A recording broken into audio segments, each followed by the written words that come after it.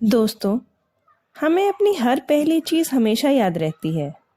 चाहे वो पहली गाड़ी हो, पहला घर, सैलरी या हमारा पहला प्यार। पहले प्यार की बात ही कुछ निराली होती है, जो जीवन भर हमें याद रह जाती है। तो आइए दोस्तों, इसी खूबसूरत थॉट के साथ आज की कहानी की शुरुआत करते हैं। मेरा पहला प्यार। बनारस शहर की वो तंग गलियां और मई की वो गर्मी आज भी याद है मुझे। वो दिन जब पहली बार उससे मिली थी। हाय, मैं मणि आज आपको अपने पहले प्यार का किस्सा सुनाने जा रही हूँ। यूं तो उस मोहल्ले में किसी की हिम्मत नहीं थी मुझसे बात करने की। हो भी कैसे, जिस लड़की के दो दो मुश्तंडे भाई हों उससे कोई बात भी कैसे कर सकता है। पर वो न जाने कहाँ से आया था और मेरा रास्ता रोककर बोला, हाय, मैं पारस, अभी नया नया आया हूँ आपके मोहल्ले में। मेरा कोई दोस्त नहीं है, क्या आप मुझसे दोस्ती करेंगी? उम्र में मुझसे छोटा दिख रहा था। मैंने बच्चा समझ के कहा, अभी शायद तुम्हें मेरे बारे में पता नहीं है। अगर पता होता तो ये हिमाकत न करते। बड़ी बेशर्मी से उसने जवाब दिया, पता है, आप मणि है ना, कॉलेज के 3rd ईयर में हैं और मैं उसी कॉलेज में 1st ईयर में। अच्छा, तो जूनियर हो। जाके किसी अपनी उम्र की लड़की से दोस्ती करो।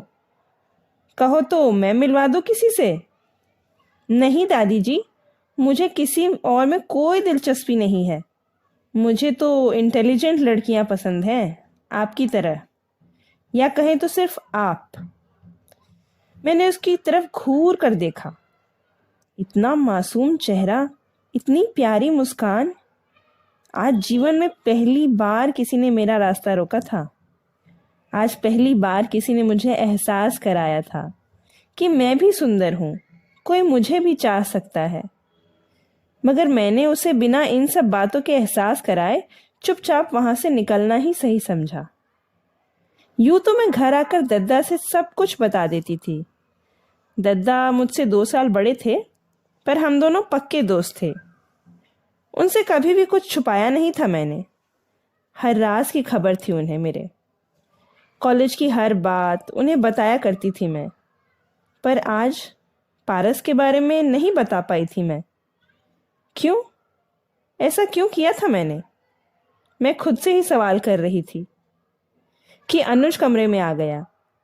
अनुज मुझसे 1 साल छोटा था, पर हमेशा बड़ा बनता था। बात बात पर हुक्म चलाता था। अपने आप को बहुत बड़ा बनता था।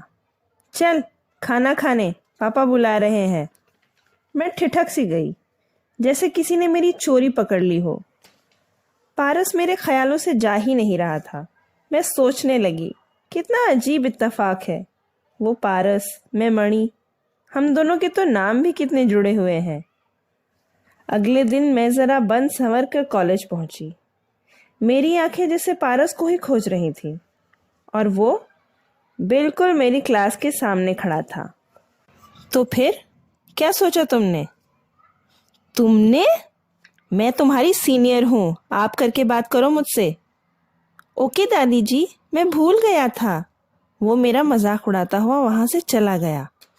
उस दिन मैं लाइब्रेरी में बैठकर कुछ नोट्स बना रही थी। वो वहां भी पहुंच गया और फिर अपने उसी बेबाक अंदाज में बोला, एक सवाल का जवाब देने में इतना टाइम लगाओगी तो पर्चे में इतने सारे सवालों का जवाब कैसे दे पाओगी? वो जब भी मेरे सामने आता मुझे बेचैन करके चला जाता। मैं सोचती रह जाती, क्या ये प्यार है?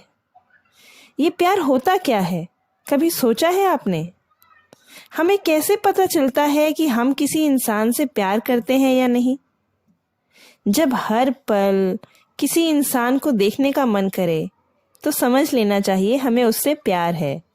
या जब मन बहुत खुश हो और वो खुशी उस इंसान के बिना अधूरी सी लगे तो समझ लेना चाहिए हमें उससे प्यार है।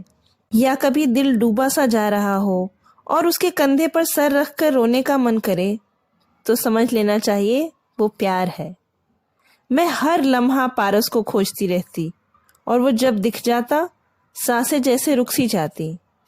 मेरा दिल मान चुका था कि उसे पारस से प्यार हो गया है, पर जुबां इकरार नहीं करना चाहती थी। यूं ही कई महीने बीत गए।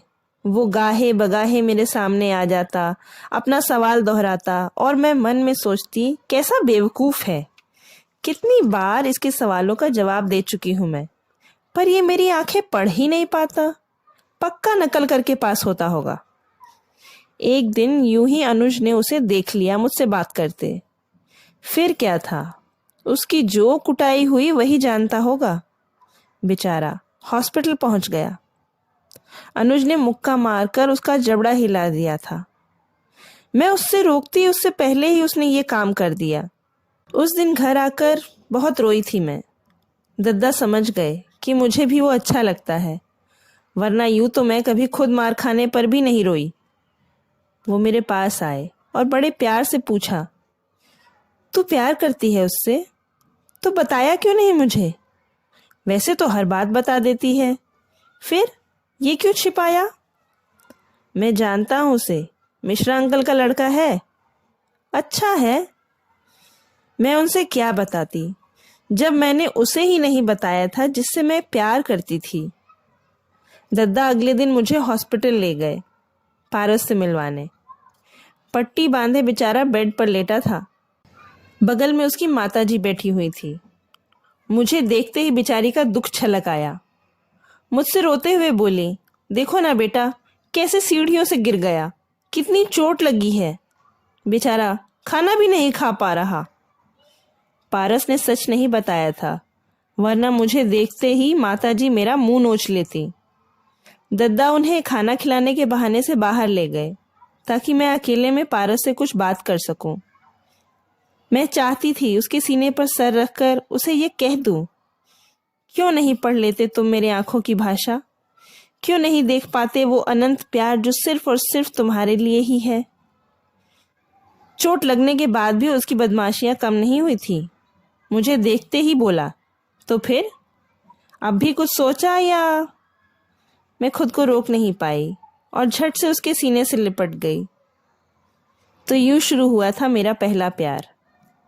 दोस्तों, आपको ये कहानी कैसी लगी कमेंट करके ज़रूर बताइएगा। और हाँ, अगर अच्छी लगी हो तो एक लाइक ज़रूर कीजिएगा। और ऐसी ही प्यार भरी कहानियाँ सुनने के लिए मेरे चैनल को सब्सक्राइब कीजिए। तो आज के लिए बस इतना ही दोस्तों, धन्यवाद।